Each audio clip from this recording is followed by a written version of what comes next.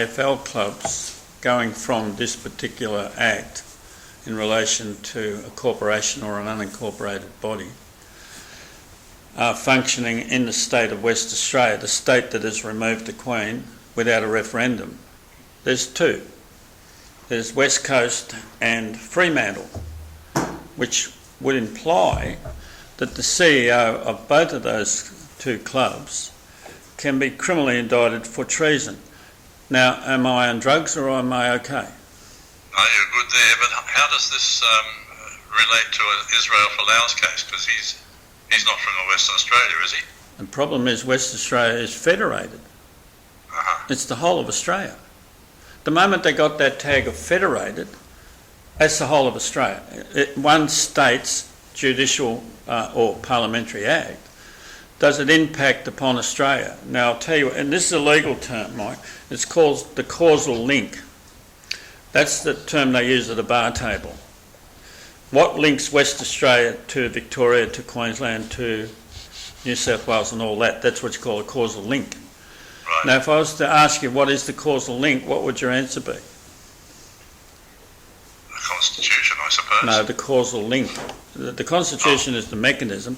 Right. How does the West Australian offence, what you call, link to the other states? I honestly don't know. The Commonwealth election.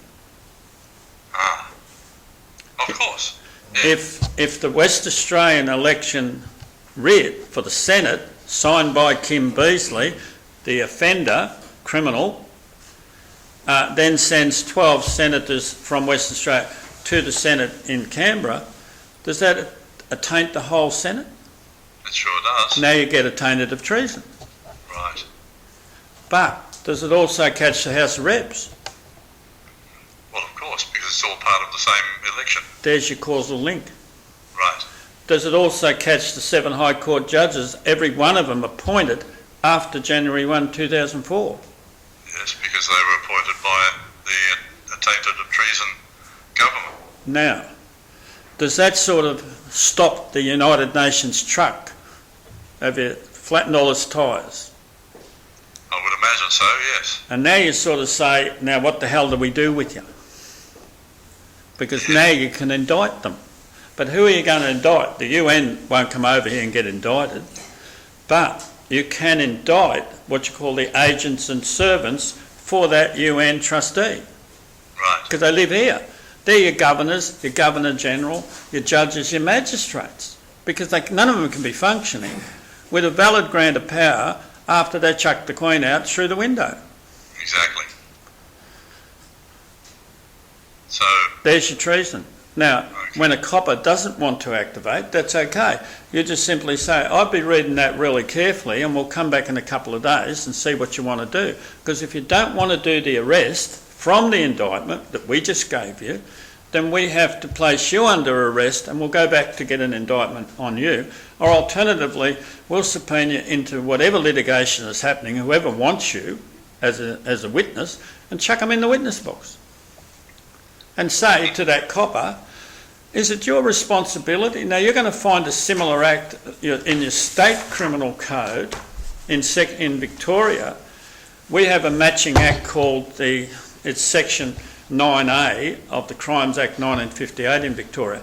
Reads almost identical to this Commonwealth Act, but what it actually says in there is you must inform a police constable. That's compulsory. So you're looking at the copper you're informing, and it says, you've got to go and do your job now. I've got people down at my house robbing it. Are you going to go down there? Or are you going to wait till I clean out the joint and then they bring all the stuff back here to the cop shop and you sell it on a garage sale? Because that's what they're doing. yes. And if the people don't know how to say you're under arrest, it's really simple. You don't have to touch them. You only have to notify them that you are now committing an indictable offence. You're under arrest. Now you've got to do something beyond that. And there's things that we can do as Aussies to bring this United Nations trustee up onto the table. We're doing it as we speak, aren't we? Yes. Now, I just want to point out here that the Queensland Police are governed by the Queensland Criminal Code 1899, Yep. And I was talking before about this, with police refusing to perform his duty, is covered by Section 200. And it says any person who, being employed in the public service or as an officer of any court or tribunal, perversely and without lawful excuse omits or refuses to do any act which it is his or her duty to do by virtue of his or her employment, is guilty of a misdemeanour and is liable to imprisonment for 2 years and to be fined at the discretion of the court. Now, this all begs the question, though. These police now are all employed by the corporation, so we don't even have any real police. No. What do we do there? No, sorry. You can charge, because this says at the top of Criminal Code Act 1995, Section 80, 1A, definition. In this division, organisation is a body corporate. So you can actually criminally charge the Queensland Police as a body corporate. Right. You've got the lot. But you have to tell them you're going to do this. See, I went to the coppers in Kalgoorlie, sort of a hick town, but a principal town of West Australia, to say to them, when are you going to do something about the treason here in West Australia? This was his answer. He wasn't angry or whatever, but he gave a reasonable answer. And this was his answer. When you got 2 or 3 politicians jumping up and down, we'll have to do something. Isn't it that simple? Yes. Now, so where do we get 2 or 3 politicians jumping up and down? Criminally charge them. Yeah. Can you charge every state senator that currently went and got into the parliament in Canberra out of Queensland? Why not? And suddenly you've got 12 senators all jumping up and down. That's better than 3. That's for sure. That actually means your Queensland's coppers got to get out of the office and go and do their job. Otherwise, the job will be done on them. But in West Australia, because that was an interview with a Kalgoorlie copper who didn't chuck me out or whatever, he'd actually frog marched a lot out of his office prior, but he gave me half an hour. And saying, when you've got 2 or 3 politicians jumping up and down, well, hello, that's 12 senators of West Australia, all charged with misprision of, well, they can charge them with treason and misprision of treason, because that's West Australia that did this. Right. Now, if I'm eating the wrong fruit, I'll go back to the paddock. But the problem is one of the guys here said, I ain't got any chooks. But I said, I can go down to the supermarket and get eggs. I don't need to keep a chook. Hypothetically. But we can force the state police and the federal police, and we're only talking to the chief commissioners, you only got to get 2, your chief commissioner in Queensland and the chief commissioner of the federal police. Isn't that enough to give them all paying attention? Absolutely. Now that's whether you walk in a criminal charge or you say, can you give me half an hour of your time? Half an hour of your time is fair. That's when they look at, well, can you do something about me? Of course we can. It says here, this is now section 80, subsection B. Knowing that another person intends to commit an offence against this division, that's the copper you're talking to, because he's not taking the charge, does not inform a constable of it. So he's saying, I'm going to keep this to myself and I'm not telling the guy over there that you could come over here and charge me. Within a reasonable time, or use other reasonable endeavours. Now, do you know what it means by other reasonable endeavours? No, I could guess, but I'd rather you tell us. That's grand jury.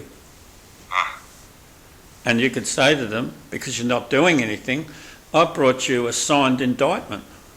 That's other reasonable endeavour. Now you've got to do something with that, or alternatively, we'll resit the grand jury and indict you. And then I'll come back with yours, and you can't hear it, do anything with it, other than one of the other coppers at this shop. That's how it works. And until you get them moving, the subpoenas to other matters does that. When such and such walked in and showed you a signed grand jury application, did you throw it in the bin? Yeah, we all agreed, we're going to bin this. Who's the all? And then they've got to name them in the witness box. Well, they're all now signed up to the biggest offence you're ever going to see, because you're either going to take us to the good shit lollipop to the rapids, we call that the United Nations trustee, or you're going to fix the law you should have fixed. Now, I'm not saying the Queen's right or wrong. I'm not saying that. I'm saying you took her out without asking us. Yeah. That's the offence, not whether we like her or whether we don't. The thing is, the law structured something that had to be obeyed, but you disobeyed it, and if you disobeyed it, then you did that for something that's going to be bad. Okay. I think we've just about reached the end of the time here, Brian, have we? I'm happy. Okay. All right, Brian, I think you proved your point here that you could define treason in certainly a lot less than 15 minutes. And, yeah, this is very interesting.